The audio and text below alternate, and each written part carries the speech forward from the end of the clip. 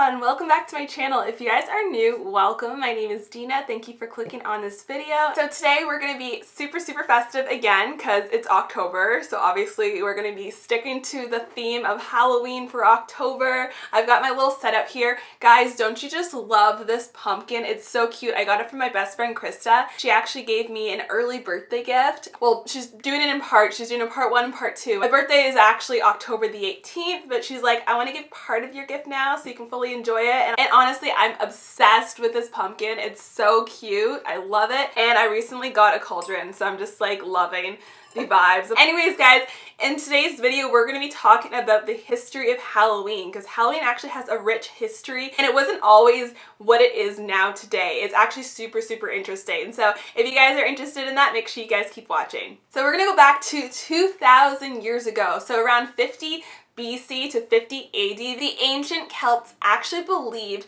that the transition from autumn to winter was when spirits could basically like come through the veil the easiest, and they believed this was due to the cold weather and also the darkness. Plus, during this time, because it was harvest season, it was also Celtic New Year. So basically this combination of, you know, the veil being at its thinnest, spirits being able to come through, plus the harvest season, being able to harvest vegetables and all that, kind of just mushed together a new celebration called Samhain. Now, it's pronounced Samhain. It's spelt like Samhain.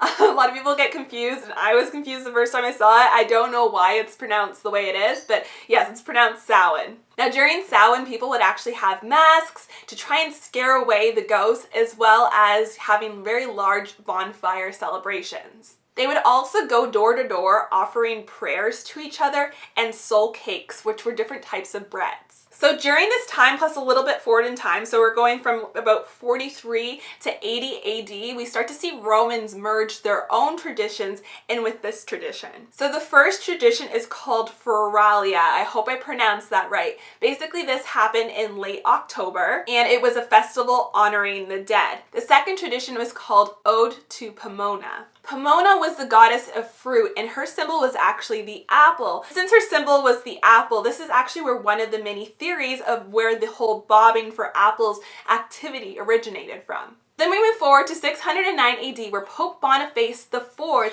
established the Catholic feast All Martyrs' Day on May 13th. This later came to be called All Saints' Day or All Hallows' Day. On this day, he dedicated the Pantheon to Christian martyrs. Then we move forward to 731 to 41 AD, where Pope Gregory III actually moves the celebration to November 1st, and he also dedicated a chapel in the Basilica to St. Peter to honor the saints, and he also started to blend together more fall traditions that were basically celebrating the dead. Then in 837 AD, Pope Gregory IV orders an observance of this All Saints' Day. Basically, he wanted to Christianize it further. In 1000 AD, the church declares November 2nd as All Souls' Day to honor the dead. It's widely believed that at this time the church was actually trying to replace the Celtic holiday with a more Christianized version, or their version of the holiday. So as these three celebrations are becoming more established, so we have All Hallows Eve, which is October 31st, we have All Hallows Day, which is November 1st,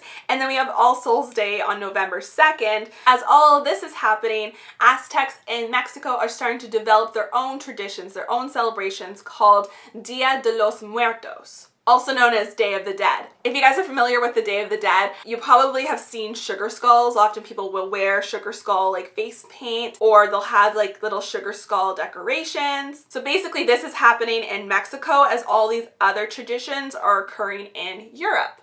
Dia de los Muertos is again another tradition basically honoring the dead. So then as we move into the 1600s, settlers start to bring their Halloween traditions from Europe to North America. These start to merge with Native American traditions. So like the traditions of storytelling, plays and skits and ghost stories and stuff start to evolve with these Halloween traditions. So in the 1620s, the pilgrim fear of black cats and like the fact that they are a bad omen started to become popularized. This came from a rooted fear in witches, and that honestly, the whole fear surrounding witches and the witch trials, that is a whole story and video in itself, so I won't get too deep into that, but that's kind of where that started. So black cats were actually considered a symbol of the devil in the Middle Ages. Before that, Egyptians actually associated them with spirits and gods. It was in the 16th century that the European witch trials brought about the fear that those practicing witchcraft could just like turn into cats or black cats. So this whole idea from pilgrims basically traveled into the New World, and that's why we often see witches with black cats, whether it is in Halloween decor or Halloween costumes or in movies. We often see witches with black cats. So this next fact is actually really, really cool. So in the 1800s, the Irish started carving turnips in response to a legend called Stingy Jack. In the legend of Stingy Jack, Jack was condemned to walk the earth for eternity due to a ploy with the devil. They would carve scary faces in their turnips and leave them outside their houses to scare away Stingy Jack. So when the potato famine happened and people had to come to America, they brought these traditions along with them, and hence why today we actually carve pumpkins and we call them jack-o'-lanterns. So that's where that tradition comes from, which I think is so cool. I'm kind of curious as to when people started carving pumpkins instead of turnips. I don't exactly know when that happened, so I'd have to maybe look into it a little further. Maybe pumpkins became easier to get than turnips. I don't really know, or maybe they just thought they looked cuter, because I think jack-o'-lanterns, like, although people still do creepy jack-o'-lanterns, a lot of people do more fun, cutesy jack-o'-lanterns. And, you know, back then it was to scare away Jack, but now it's just kind of like, oh, I want a cute jack-o'-lantern to decorate my house, and maybe pumpkins are less freaky than turnips. I don't know, but if you guys know, let me know in the comments below. Along with the whole jack-o'-lantern carving tradition, they also brought along a lot of Samhain traditions with them. So in the 1900s to 1920s, this is when we start to see a more commercialized popularity of Halloween. So the Denison Paper Corporation actually created a number of one-use paper costumes. They had aprons with things like cats or witches on them. They also had different hats and masks. This is the first time we actually started to see like themed Halloween colors. So the colors they had back then were yellow, orange, black, and purple. We often see green a lot these days instead of yellow, so I don't know at what point that kind of changed, but yeah, it's kind of interesting to see where these colors originated from. So we actually see the very first documented case of trick-or-treating in North America in 1911. We don't know exactly where this tradition originated. There are many theories, but I'll share a couple with you now. So the first one is that the Celts would actually leave food out for the ghosts on Samhain. So, you know, leaving food out, giving food, giving candy, it kind of, I don't know, it kind of sounds similar, so that's one of the theories. The second theory of where it came from is the Scottish practice of guising or souling, where kids would dress up as ghosts and be given gifts to keep the spirits away. So in the 1920s to the 1930s, we start to see a widespread of parades in the United States. During these parades, there'd often be vandalism, and this is where the whole idea of mischief being associated with Halloween and Halloween festivities kind of came to be. So in the 1950s, Halloween became more widespread and popularized due to the television. Costumes like Peter Pan, Donald Duck, and Snow White became very popular. Then in 1962, we have the release of the Monster Mash. This was written by Bobby Boris Pickett. It reached #1 record in the country and sold over 1 million copies. So between the 1950s to 1970s, candy became the treat of choice for trick-or-treating. Before that, kids didn't always get candy. They'd often get things like toys and money and fruit. Candy manufacturers basically took the opportunity to really bank on Halloween and make small-sized candy for trick-or-treaters. There was also a large fear of poisoning and food given out to children in the 1970s. So this is one of the main reasons people started switching over to prepackaged candy instead of things like fruit, where they could more easily be tampered with.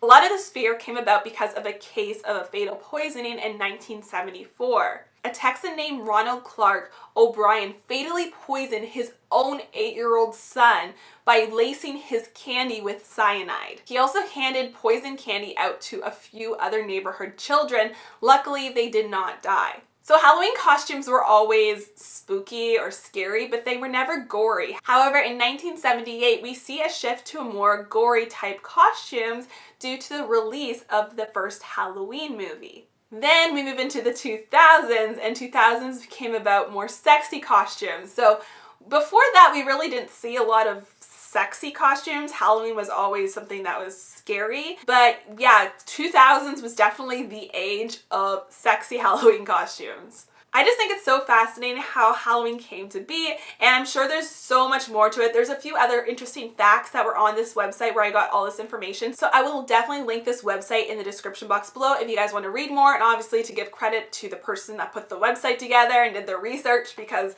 there is a lot surrounding Halloween traditions in the history of Halloween, like more than you could believe. It's really cool how it's evolved over the years, and it's just, yeah, it's just very interesting to learn about everyone else's traditions and how we got Halloween. So I hope you guys enjoyed this video. If you did, make sure you give it a thumbs up. I would honestly truly appreciate it. And don't forget to hit that subscribe button and bell notification so you know when I've uploaded a new video. I upload every single week, Tuesdays and Thursdays. I hope you guys have an amazing day, an amazing month of October and Halloween, and I'll see you guys again soon. Take care, guys. Bye-bye.